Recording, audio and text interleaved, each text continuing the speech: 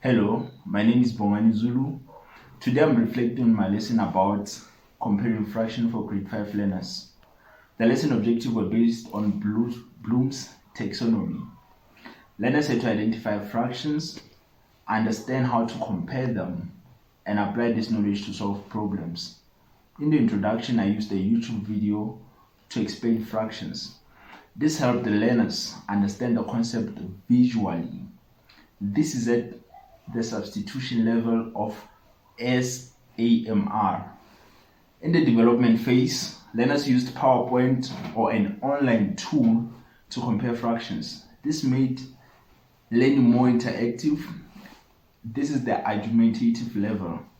In the consolidation phase, I used Kahoot to assess the learners.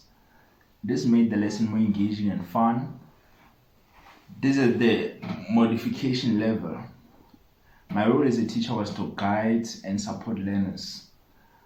While learners actively participated in all activities, the lesson was effective because learners were engaging and they understood the work. However, I would improve by giving more support to those learners who struggle. I included different learning styles by using videos, discussions, and interactive strategies. Thank you.